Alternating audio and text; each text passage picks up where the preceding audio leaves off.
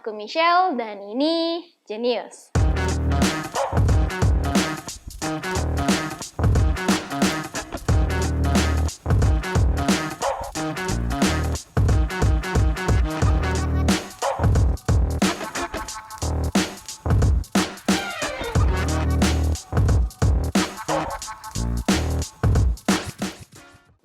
Kembali lagi bersama aku di program Genius atau Generasi Ulas Sejarah, di mana kita di sini bakal ngulas sejarah-sejarah singkat atau peristiwa-peristiwa singkat atau kayak tokoh-tokoh terkenal di program ini. Nah, karena saat ini kita memasuki masa pemilu, nah buat Sobat Gen F, biar kita lebih mengenal lagi pemilu seperti apa, dan pastinya kita bakal ngebahas sejarah pemilu hari ini.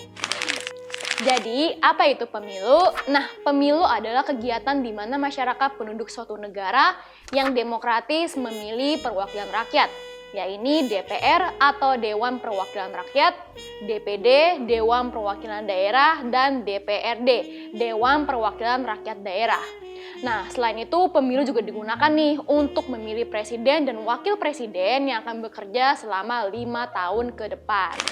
Pemilu pertama kali digelar pada tahun 1955. Nah, pada periode ini, sistem pemerintahan yang dianut adalah demokrasi terpimpin. Pemilu 1955 berlangsung dengan maksud untuk memilih anggota-anggota DPR dan konstituante. Pemilu 1955 dibagi menjadi 2 tahap, yaitu tahap pertama adalah pemilu untuk memilih anggota DPR yang digelar pada 29 September 1955. Pemilu tahap pertama ini diikuti oleh 29 partai politik dan individu. Tahap kedua adalah pemilu untuk memilih anggota konstituante yang digelar pada 15 Desember 1955. Pemilu ini dimenangkan oleh 3 partai, yaitu Partai Nasional Indonesia atau PNI, Masyumi, dan Nahdlatul Ulama. Kemudian nih, pada 5 Juli 1959, Soekarno mengeluarkan dekret presiden yang menetapkan UUD 1945 sebagai dasar negara. Konstituante dan DPR hasil pemilu 1955 dibubarkan nih dan diganti oleh Dewan Perwakilan Rakyat Gotong Royong atau DPR-GR. Nah, berlanjut ke pemilu di tahun 1971. Nah, pada tahun ini pemilu diselenggarakan pada tanggal 3 Juli. Pada tahun itu diikuti oleh 9 partai politik dan 1 organisasi masyarakat. Namun, yang saat itu unggul yaitu Partai Golongan Karya atau Golkar, Nahdlatul Ulama, dan Parmusi. Nah, pada pemilu 1971, pemerintahan Orde Baru mengurangi persaingan politik dan mengubur pluralisme politik.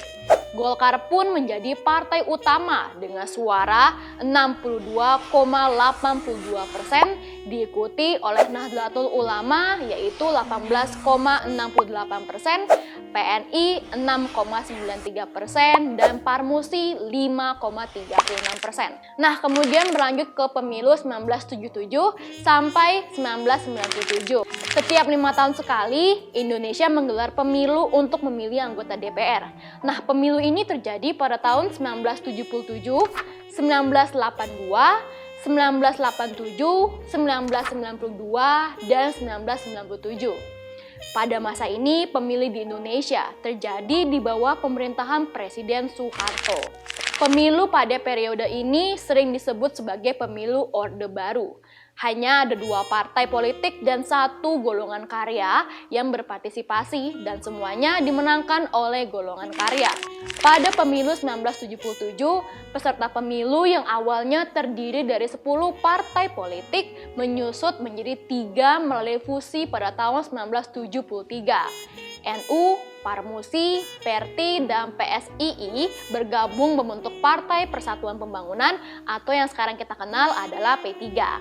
Nah, sementara PNI, Parkindo, Partai Katolik, Partai IPKI, dan Partai Murba bersatu membentuk Partai Demokrasi Indonesia atau PDI.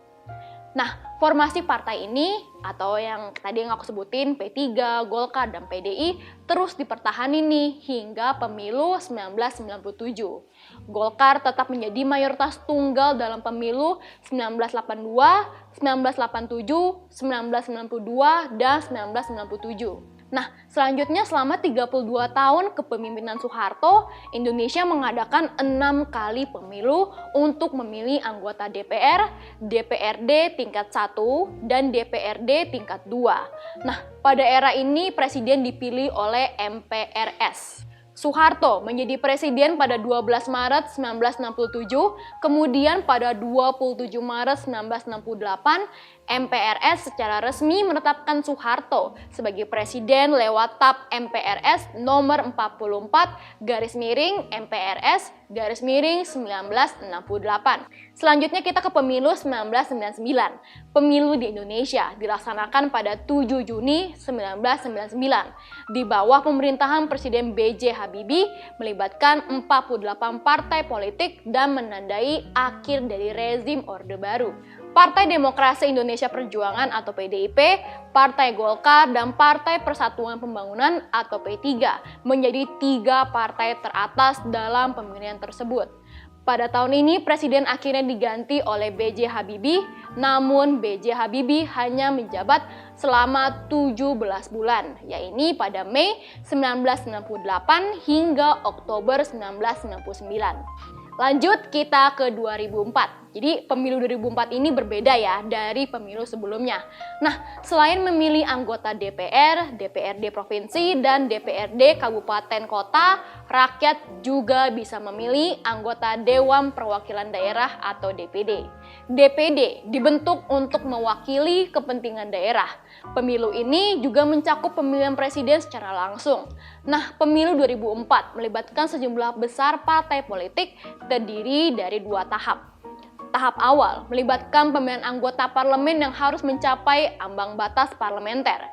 Tahap kedua mencakup pemilihan presiden dengan 2 putaran karena tidak ada pasangan calon yang berhasil mendapatkan suara lebih dari 50%. Selain itu, ada perubahan sistem dalam pemilihan DPR atau DPRD, DPD, dan pemilihan presiden, wakil presiden yang dilakukan secara langsung.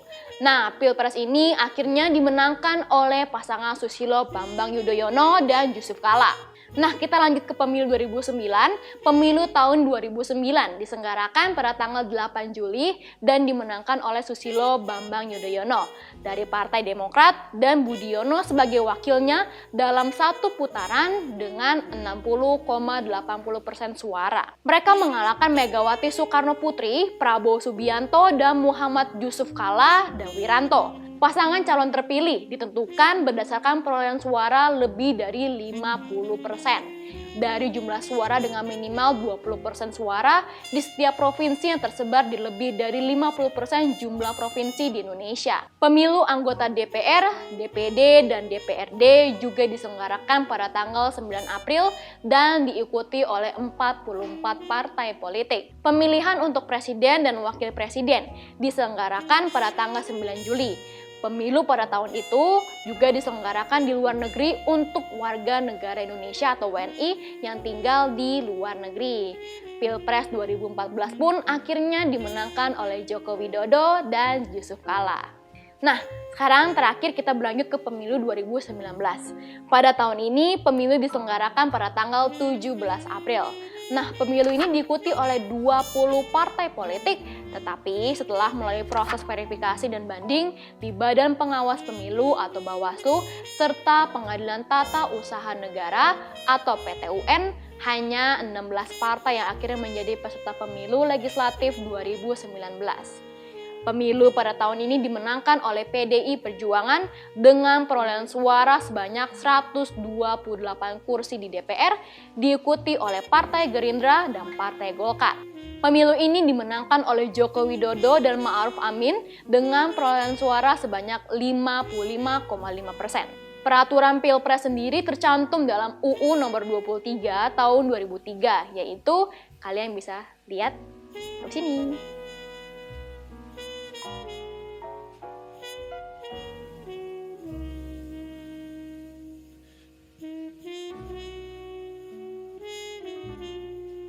Nah, itu adalah hasil dari ulasan sejarah kita mengenai sejarah pemilu.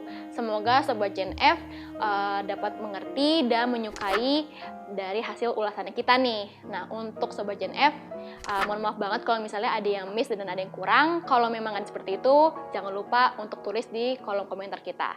Dan untuk Sobat Gen F, kalau ada ide untuk sejarah apa lagi sih bisa kita ulas, jangan lupa juga untuk tulis di kolom komentar dan di email kita di box deskripsinya ya.